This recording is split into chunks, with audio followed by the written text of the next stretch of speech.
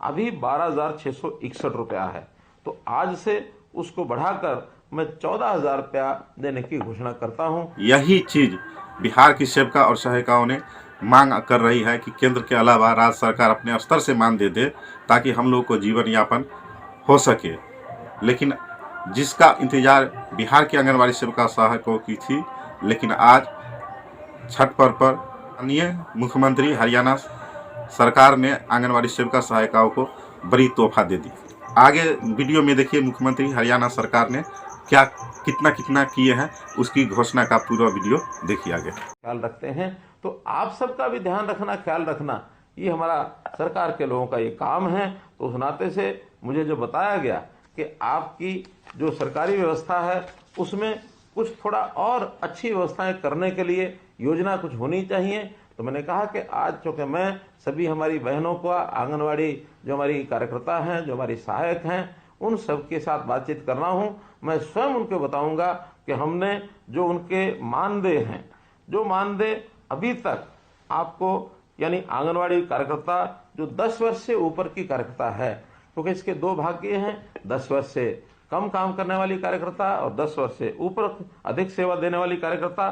तो जो अभी तक 10 वर्ष से ऊपर जो सेवा देती है वो कार्यकर्ता अपनी है, उसका जो मानदेय है अभी 12,661 रुपया है। तो आज से उसको बढ़ाकर मैं 14,000 रुपया देने की घोषणा करता हूं।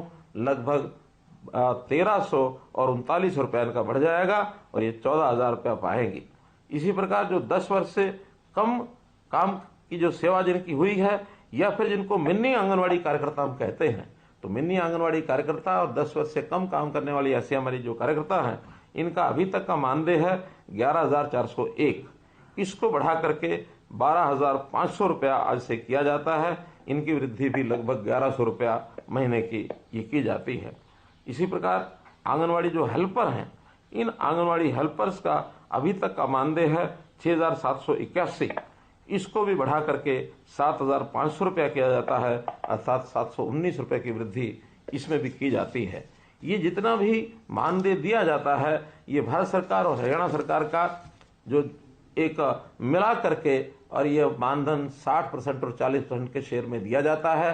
कई बार ऐसा भी ध्यान में आता है कि जितना आपको दिया जाता है उसमें जो भारत सरकार का 40% का हिस्सा है वो काफ़ी कम रहता है, लेकिन उसकी पूर्ति हमेशा हरियाणा सरकार करती है।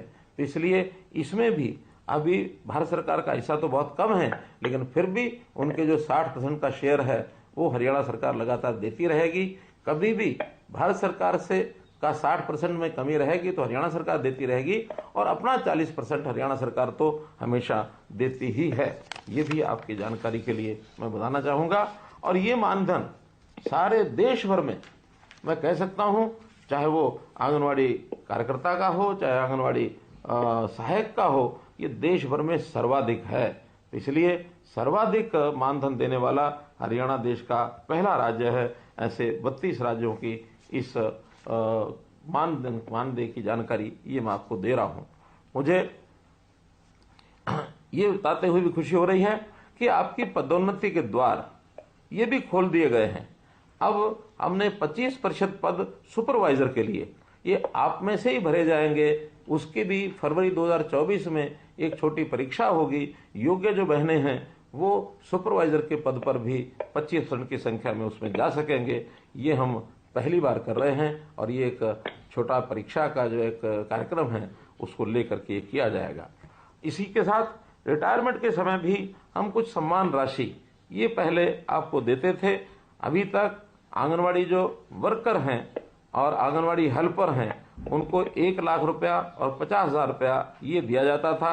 अब वर्कर जो हैं यानी कार्यकर्ता हैं, उन कार्यकर्ता को 1 लाख की बजाय 2 लाख रुपया दिया जाएगा यानी रिटायरमेंट के समय, और जो हेल्पर हैं उनको 50,000 रुपये की बजाय 1 लाख रुपए की राशि दी जाएगी, अर्थात ये दोनों को डबल कर दिया गया है।